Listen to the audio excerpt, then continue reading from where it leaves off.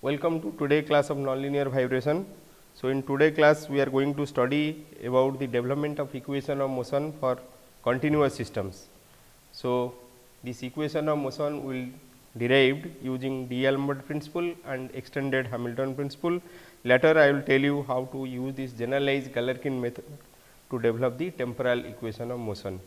So, as you know, in case of distributed mass system or continuous system, the governing equation of motion will be that of a partial differential equation, unlike in case of the discrete system. In case of discrete system, we have this we have the ordinary differential equation of motion, but in case of this continuous system, we will have the partial differential equation of motion, or we may have integro differential equation of motion. So, today class will derive the equation of motion for the continuous system, and this derivation will be carried out by using some examples. So, where the D'Alembert principle and extended Hamilton principle will be used to derive those equations. So, before deriving these equation of motion for the continuous system, so first we will start deriving the equation for a simple beam under bending. So, simple bending of beam by using the Euler-Bernoulli beam equation. So, first we will derive this equation of motion, and by using this equation of motion, then we will derive the equation motion for the nonlinear vibration of some beams. So, till now in case of the discrete systems, we have studied different type of nonlinear equations, or the equation of motion what we have derived till now can be categorized into these types. One is Duffing type of equation, other one is this van der Pol equation, and third one is Hills equation and Matthew equation. So, in case of Duffing equation, we can have a cubic nonlinear term, or the nonlinearity can be also of higher order. So, for free vibration, this forcing term can be taken to be 0, and in case of force vibration, we can consider a forcing term. Also, this forcing term can be considered as a strong forcing, in which this epsilon so will be of the order of 1, and or it can be a weak nonlinear system or weak forcing system, in which this forcing is of the order of epsilon. Similarly, in case of the van der Pol equation, we can have a equation of this type x double dot plus x equal to mu into 1 minus x square into x dot. And in case of Hills equation, the simplest type of equation we can have is x double dot plus pt x equal to 0, where this pt, this periodically time varying term, is coefficient of the response x. So, if this pt can be written in this form, that is delta plus 2 epsilon cos 2 omega cos 2 t, then this equation is known as Matthew equation. So, Hills equation will reduce to that of Matthew equation when pt equal to delta plus 2 epsilon cos 2 t, where delta can be written equal to omega n square, that is square of the natural frequencies. So, for discrete systems, we have derived these equations, where you can see all these equations are that of ordinary differential equation. But in case of the distributed mass system or continuous system, so we will find the equation which are of partial differential equation of motion, because they are function, the displacement or the space or the state vector are function of both space and time. So, let us first derive the equation motion for Euler-Bernoulli beam. So, in case of a Euler-Bernoulli beam, so let us consider a beam. So, if the beam is subjected to only bending, the beam is subjected to only bending, then if it is pure bending, then this equation of motion what we will get is known as Euler-Bernoulli beam equation. So, let us take a small element. So, this beam is subjected to moment m. So, if you take a small element, let us take a very small element, then in this small element, so left side of this let us have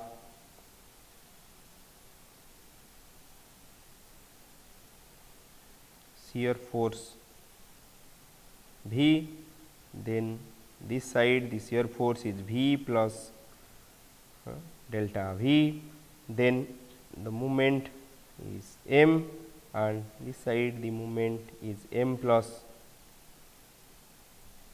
delta M. And if we are considering the loading per unit length equal to P x, let P x is the loading per unit length of this on this beam, then so if the loading is P x per unit length, so here the loading for the small element d x, so this is the small element d x, so the loading can be written as P x into d x. So in this case, if we can take the, we can do the force balance, then we can have this relation. So by doing this force balance, we can write, so V plus dV minus V will be equal to P x dx. So one can write this dV by dx. So we can have this relation dV by dx equal to P x, that is the change of shear force with length equal to the loading per unit length. Similarly, by taking moment about any point in the this side or this side, let us take the right side, then one can have, so if we will take the moment about this side, then V into dx, V into dx plus M in M will be equal to P into dx, this is the force and it is acting at a distance of dx by 2.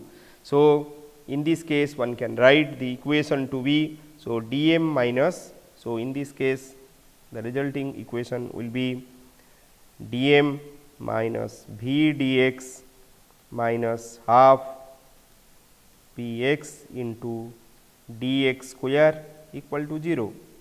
So for the limiting case one can write, so dm by dx, so dm by dx will be equal to v.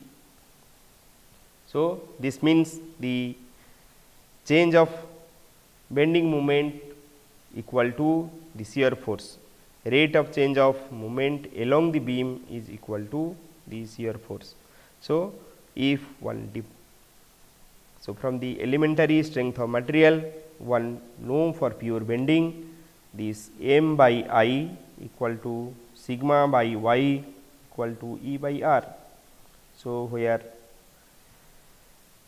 m is the bending moment, I is the moment of inertia, sigma is the source, sigma is the stress and y is the distance from the neutral axis, E is the Young's modulus and r is the radius of curvature.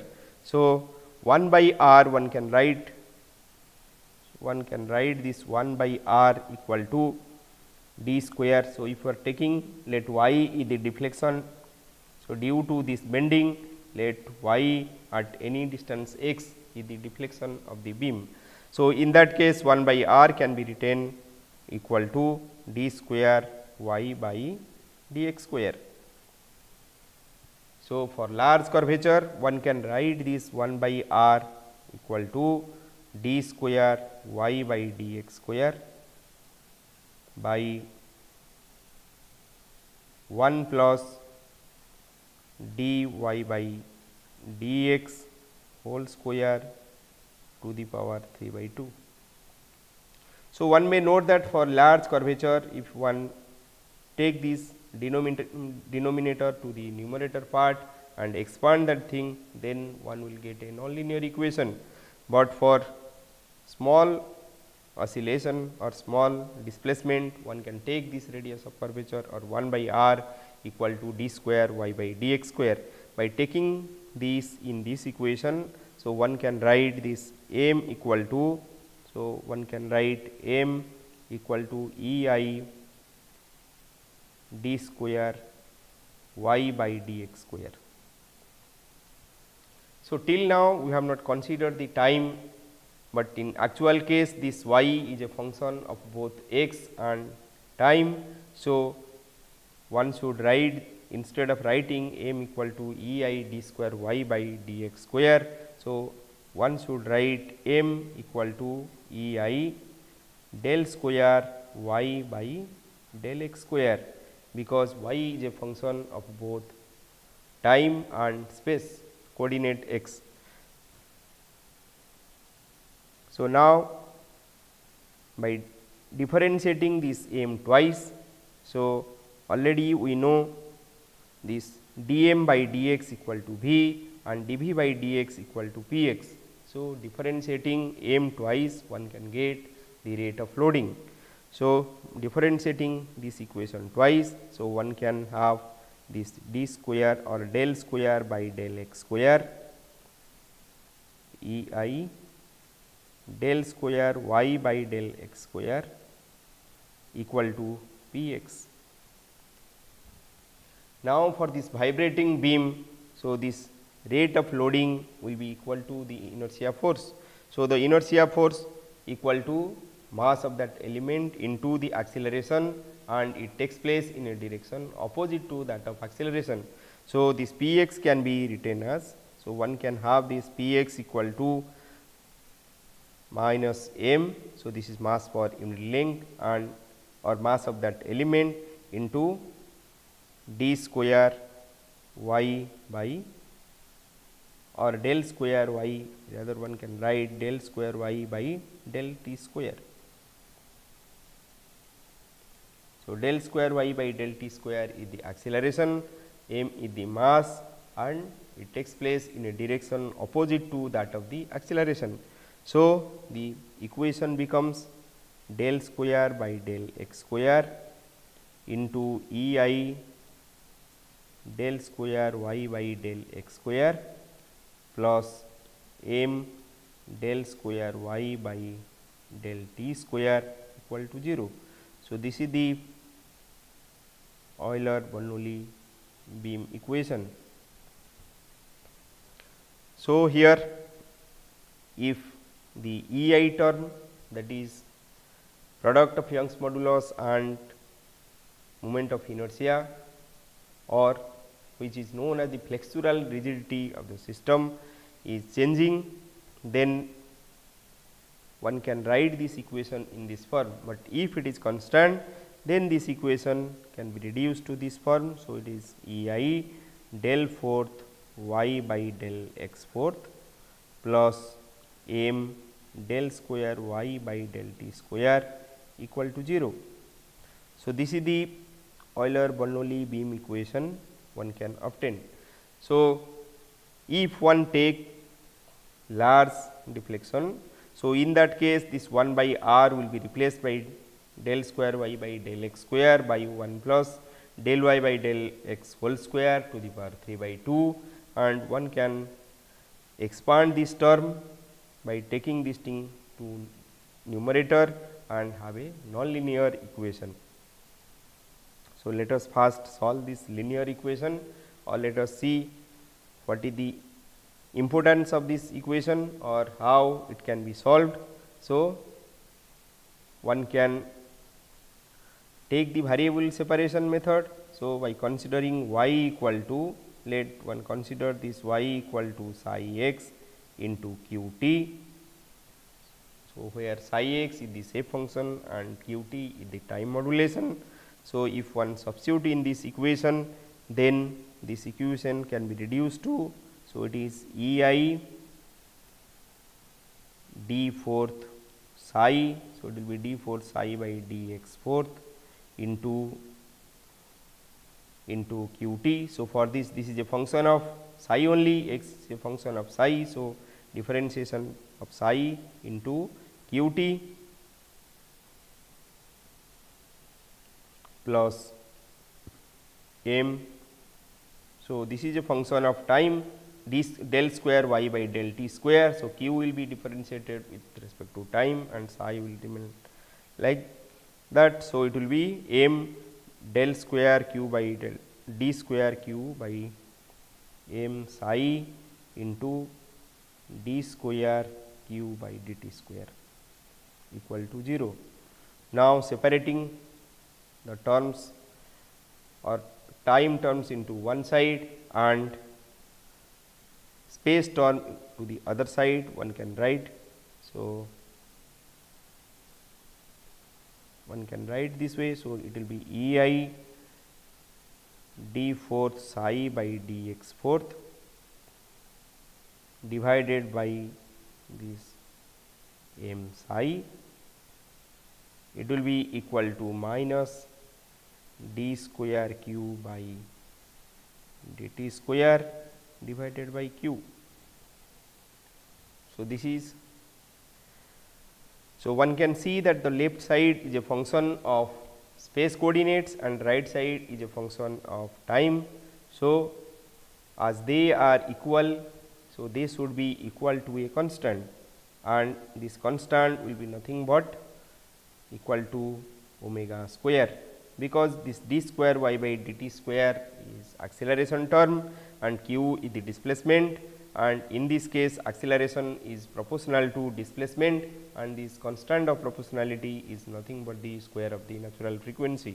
So, one can write this d square q by dt square by qt equal to omega square, or this equation by taking only this part one can write, or the motion is simple harmonic. So, from this one can write this qt equal to, or qt can be written in this form a sin omega t. So, one can put a sin omega t plus phi, where a and phi can be obtained from the initial condition. Now, from the other part, so one can write this d fourth psi by dx fourth equal to m omega square by E I, m omega square by E I into psi, or it can be written as d fourth psi by dx fourth minus beta fourth psi equal to 0. So, where one can take this m omega square. So, one can take this m omega square by E I equal to beta fourth, and from this one can find this omega square equal to E I by m into beta fourth, or omega equal to beta square into root over E I by m, or if one multiply L, so this omega can be written as, so omega can be written as beta square L square root over E I by rho L fourth.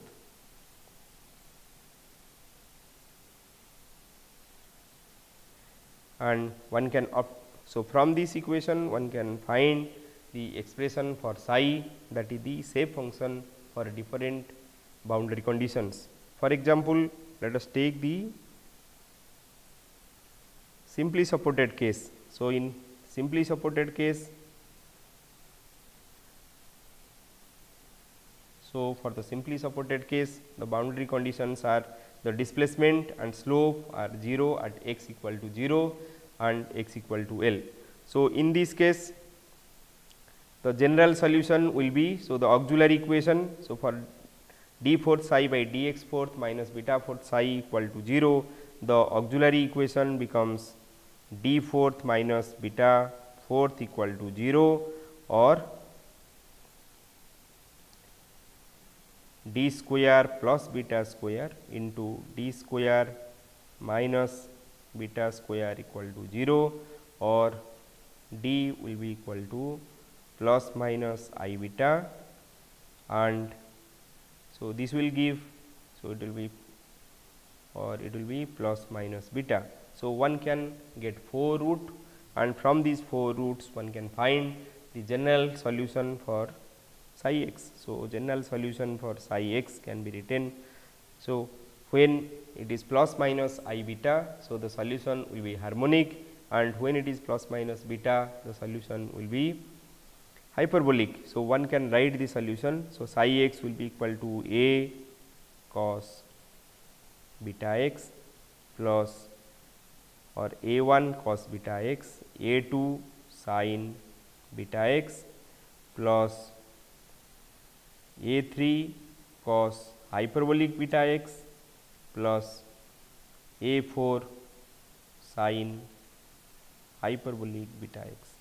So, this is the general solution, and one can find the specific solution for different boundary conditions. For example, in case of this simply supported case, so the boundary conditions are at x equal to 0, psi x will be equal to 0, and the bending moment also will be equal to 0.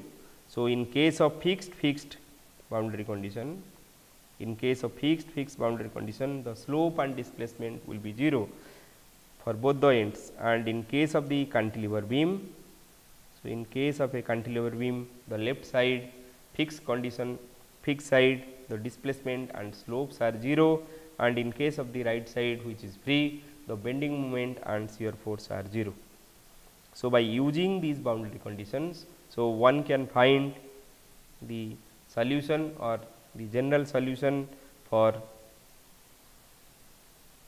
the shape function. So, for example, in case of the simply supported case, so one can obtain the fast mode.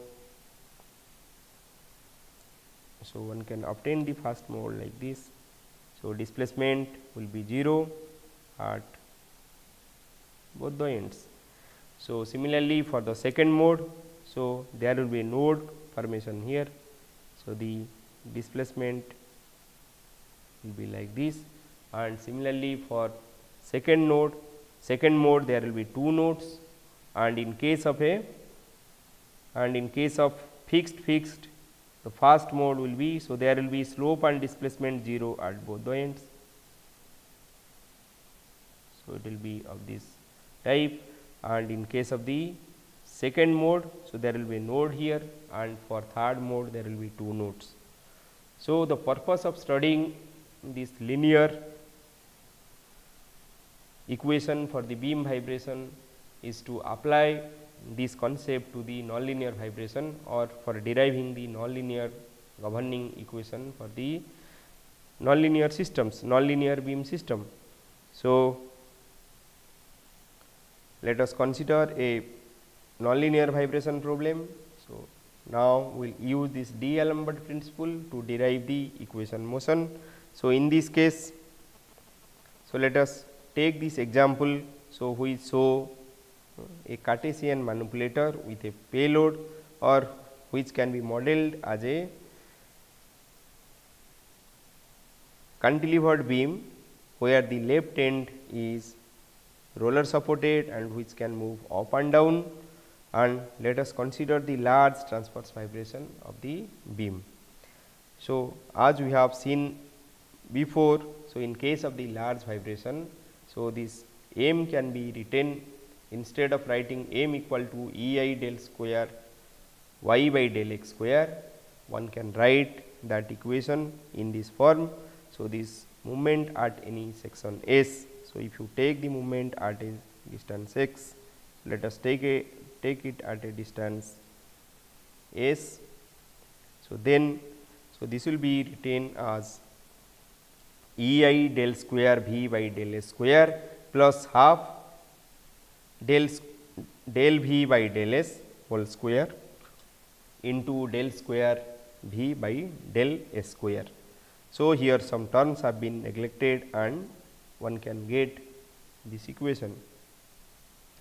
So, now this bending moment at any section also can be written in terms of the forces. So, for example, if you take a section here, the section is subjected to inertia force. So, let us consider if u is the displacement along the axial direction, and V is the displacement along the transverse direction. Then for this section, so it will be mass of this element into u double dot, that will be inertia force in axial direction, and so inertia force for this element we can have this inertia force in this axial direction. Similarly, we can have the inertia force in the vertical direction, that will be m into del square V by del t square. So, taking those inertia forces, so we can find the moment, or we can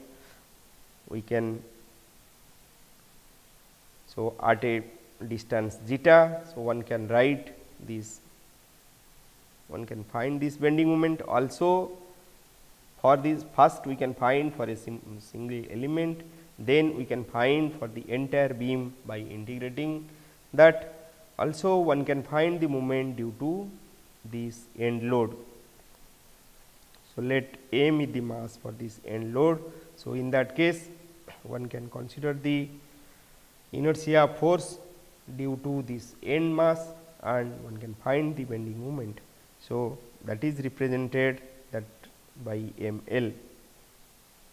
So, now one can write this ms equal to m zeta plus ml, or ms minus m zeta minus ml equal to 0. So, here zeta eta. So, if one consider this inextensibility condition, so that means the beam is not extendable during its vibration, or the length remain constant. So, one can achieve this relation where del square del V by del S whole square plus 1 plus del U by del S whole square equal to 1. That means the length remain constant. If you are considering the length to be constant, then one can have this inextensibility condition, or in other word one can write this longitudinal displacement in terms of the transverse displacement using this relation. So, now taking the inertia force. So, inertia force will be due to this axial displacement, due to vertical displacement, and also due to the displacement of the support. So, here the support is moving with a excitation y b equal to z cos omega t. So, this is an example just we are taking.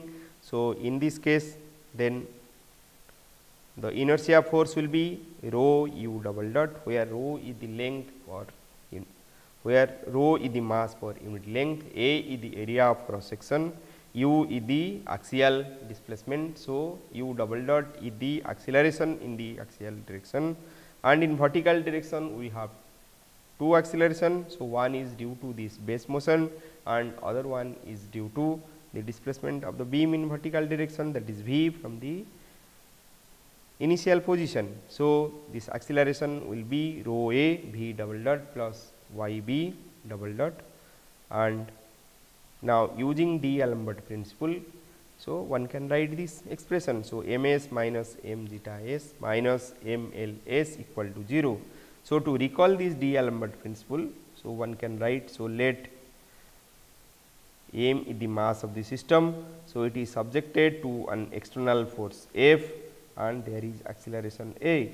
So, in this case the D'Alembert principle can be written as the summation of the external forces plus the inertia forces equal to 0. So, here external force is F and inertia force equal to mass into acceleration, which acts in a direction opposite to that of acceleration. So, in this case, so this is the direction, if this is the direction of acceleration, so inertia force act in this direction.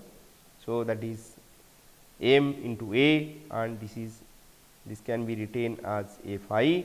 So, one can have the summation of, so this force plus f I will be equal to 0. So, this is D'Alembert principle. So, external force plus the inertia force equal to 0. So, by taking all these forces, so one can write the equation motion. So, now this m zeta, so at a section zeta at a dummy distance zeta from the base. So, by taking the moment one can write m zeta s equal to, so first one can find for the small element. So, for the element one can find this, and then for the whole beam it will be S to L, integration S to L. So, then this m zeta s equal to minus integration S to L rho a u double dot integration S to zeta sin theta d eta d zeta, where eta zeta are dumb variable. So, this is due to axial load or axial force, and due to this vertical force one can find. Similarly, it will be equal to integration S to L rho a v double dot plus y b double dot integration S to zeta cos theta d eta d zeta. So, one can easily find that thing. So, where theta is the angle between, so this angle is theta. So, when taking the moment, so one can taking the moment about this point, so one can have this cos component and sin component. So, for axial and for vertical, when one takes the moment, so then it can be written in this form. Similarly, this MLS, that is due to the tip load. So, one can write this equation MLS will be equal to, this is the bending moment due to the tip load. So, this will be equal to minus mu double dot integration S to L sin theta d zeta minus m. So, this is due to the axial, this is due to the vertical direction inertia force, and this is due to the axial direction inertia force, and finally, one can write this equation in this form. So, here one may note that this u has been replaced by this u term has been replaced by this v term using this inextensibility condition. So, if one use this inextensibility condition and differentiate this equation twice, differentiate the equation this twice, where ms equal to m zeta s plus m l s. So, one can obtain this equation. So, where this E I del fourth v by del s fourth plus half del square plus half del v by del s whole square into del square del fourth v by del s fourth plus 3 into, so this becomes v s, that is differentiation once, differentiation with respect to space coordinate s, then v s s, v triple s. So, where this s represent del by del s. So, one can note in case of the Euler beam equation, we have only the simple term E I del fourth v by del s fourth, this term plus m v double dot equal to 0. Now, by taking this large displacement or large curvature into account in this vibration, one can obtain this equation in this form, where many nonlinear terms are coming into picture. So, these terms are nonlinear terms. So, these are nonlinear terms where this product of two displacement terms are there. So, all these terms are nonlinear terms. Okay, so, this is also a nonlinear term, this term is nonlinear, and these terms are also nonlinear, but one may note this term. So, where one can find this coefficient of v s square equal to v double dot plus y b double dot, y b double dot, this y b is written, that is the base acceleration of the base motion. So, this y b, if one represent this y b by z cos omega t, that means if the base is moving periodically, then in this case, so this periodic motion is a coefficient of the displacement. As this term is coefficient of the displacement, then this equation is known as a parametrically, that of a parametrically excited system. So, in addition to that, so one can see this term also. So, in which this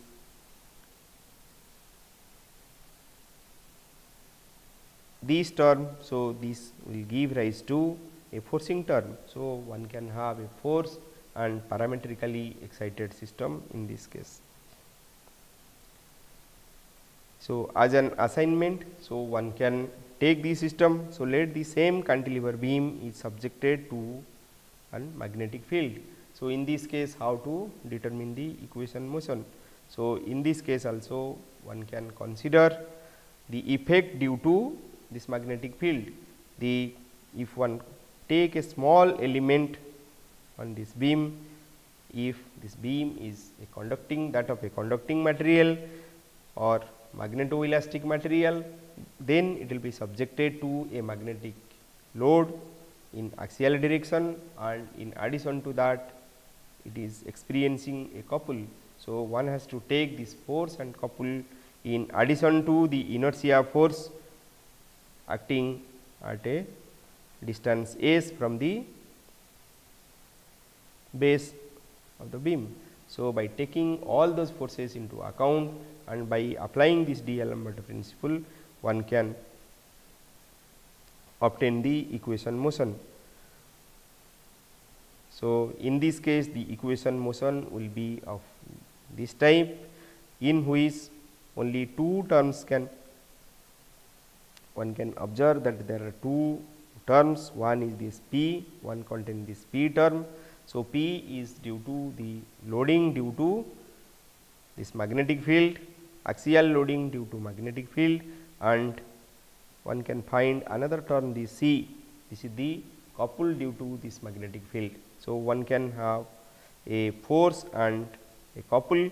So, including the inertia forces acting at an element, one can derive the equation motion in a similar way. So, now this equation or the previous equation what we have derived. So, in this case this V is a function of both space and time. So, like in case of our simple Euler-Bernoulli beam, so we have separated the variable by using this variable separation method. Here also similarly one can separate the variables, that is the time and the space coordinates, by using this generalized Galerkin principle. So, in this generalized Galerkin principle, so one can take this V,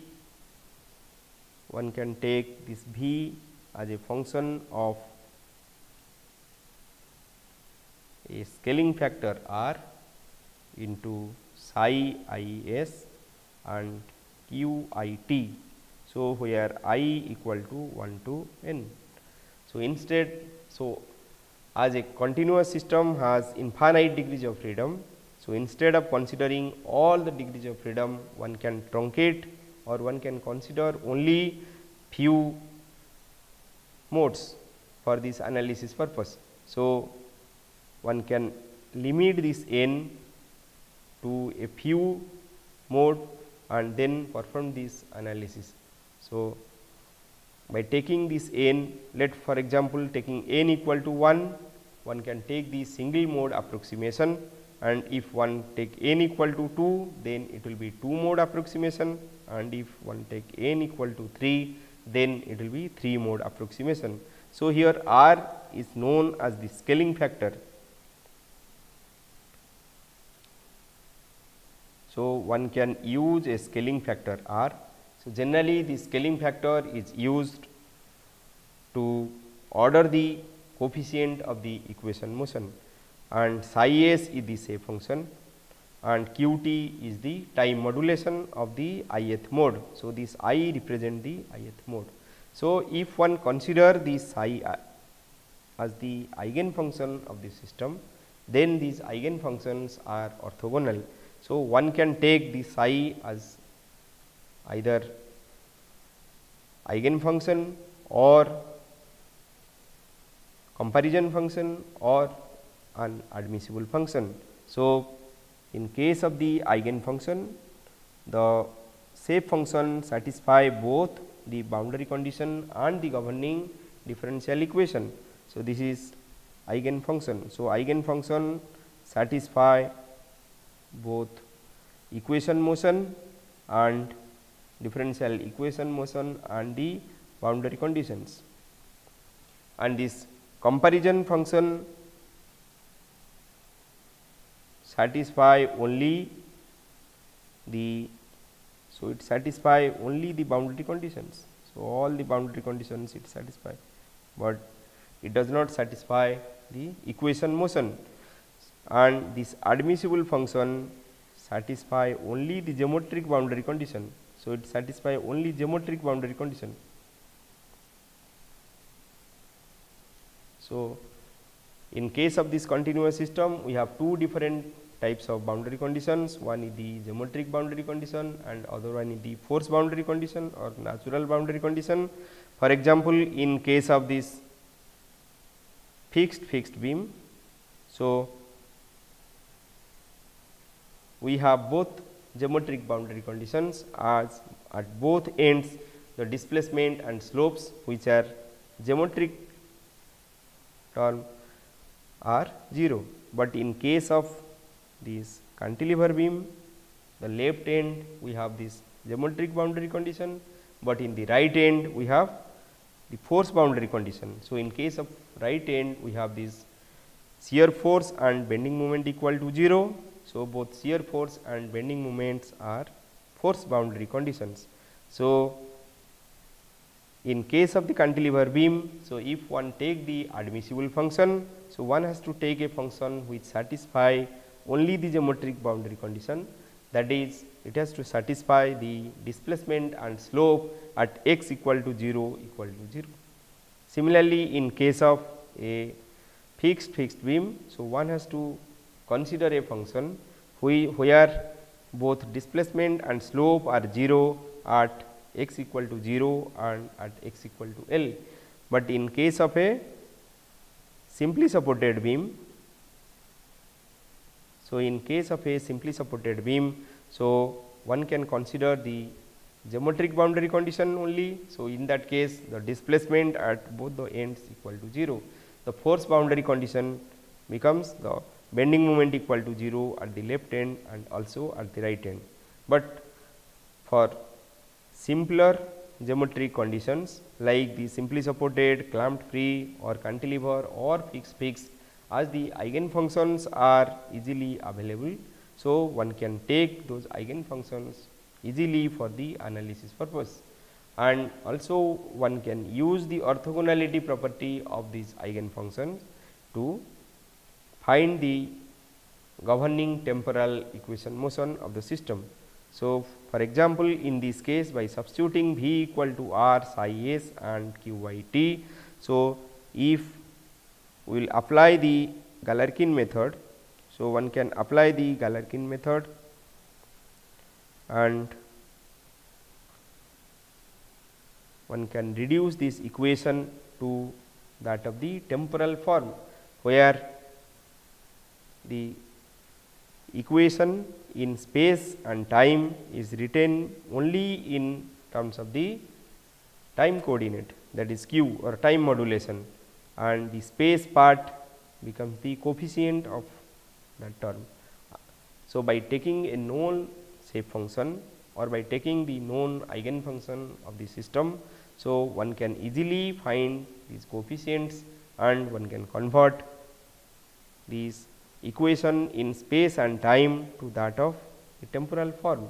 So, by to apply the Galerkin method, so let us consider this equation. So, this equation, in this equation by substituting V equal to, so if one substitute V equal to, let us take only a single mode. So, if one substitute V equal to psi x and q t, and if psi is not a function which is satisfying the differential equation of motion, then there will be some residue left in the equation. So, that by substituting that equation we will not get this left side equal to 0. So, there will be certain residue in this equation and our aim should be to minimize that residue. So, to minimize that residue, so we can minimize that residue by integrating over the whole length. So, this is the residue, and let us multiply this psi ith or psi and integrate it over this domain. So, now you equate to 0. So, this will reduce this equation, in space and time to that of in time domain. For example, let us take only one term and see how it can be reduced. So, let us take this first term, that is E I del fourth V by del S fourth. So, if you integrate that thing by substituting V equal to R psi S and Q T. So, then this becomes, so E I. So, we have to differentiate it fourth time. So, this becomes R. So, this becomes del fourth, or now it is d fourth psi. So, this becomes d fourth psi by d s fourth into q t into. So, we have to multiply the psi into ds. So, if we are taking psi is a function of s, then it will be ds instead of dx, it can be of ds. So, now by integrating this term, so one can write integration 0 to L E I R d fourth psi by d s fourth into psi d s into q t. So, this term become the coefficient of q t. So, here one can divide this term throughout these terms and get the coefficient equal to 1. So, in this way, by taking the terms term by term, one can convert this spatio-temporal equation to that of a temporal equation. And one can note that in this temporal equation, so this time varying term is a function of, is a coefficient of q.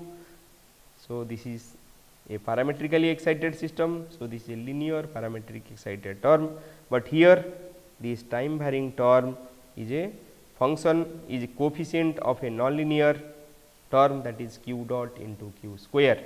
So, this is a nonlinear parametric term. So, in this way one can derive the governing temporal equation motion of the system. So, by using, in this class I told you how one can use this temporal equation, how one can use this D'Alembert principle to derive the equation of motion, and then apply this Galerkin method to convert that governing differential equation or partial differential equation to its temporal form. So, we can see another example also. Let this is a simple cantilever beam with a attached mass, where the attached mass has the point mass is concentrated, the mass is concentrated at this point at a distance d0 from this end. So, in that case, let us apply a force P equal to P0 plus P1 omega 1 t plus P2 omega 2 t. So, simply using this Euler-Bernoulli equation, one can have these two terms. Then by adding this damping term, one can have this CD V dot term, and one can add this additional term due to this axial loading. So, one can find this governing equation. So, this equation can be, the spatio-temporal equation later can be converted to its temporal form by applying the Galerkin method. So, one can, so in this case these are the boundary condition. So, at the left end it is fixed. So, V equal to 0 and the slope also equal to 0. At the right end, so we will have both bending moment and shear force equal to 0. As the bending moment equal to 0, so this E I del square V by del x square will be equal to, at the as the mass is concentrated at a distance d0. So, one can take the moment and one can find. So, this will be equal to this, and by differentiating, so one can find the shear force equal to this. So, these are the boundary condition. and taking this V xt equal to this and using this Galerkin method. So, one can find the governing temporal equation motion. So, this is the governing temporal equation of motion, where this omega L and omega S terms can be written in this way, and these are the coefficients, these coefficients can be written in this way.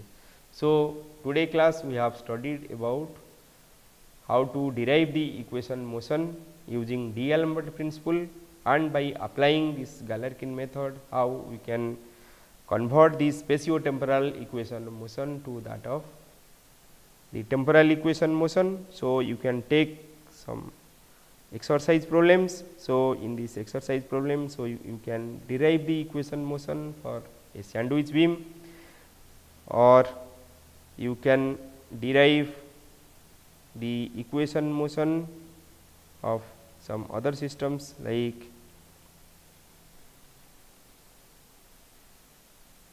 a cantilever beam, base excited cantilever beam, where the base motion can be given by Z1 cos omega t and Z2 cos omega 2 t. So, in this case it will be subjected to two frequency excitation. You can take multi frequency excitation also, and you can derive the equation motion, and also you can derive the equation motion of a sandwich beam, where this middle layer, middle viscoelastic layer, you can take to contain a MRE part, that is magneto-rheological elastomer part. So, by applying this magnetic field, so you can have this force due to magnetic field and moment due to magnetic field, and taking those force and moment, you can find the equation motion by considering the inertia force in longitudinal and transverse direction for both top and bottom skins. So, next class we will study how to derive this equation motion using energy principles. Thank you.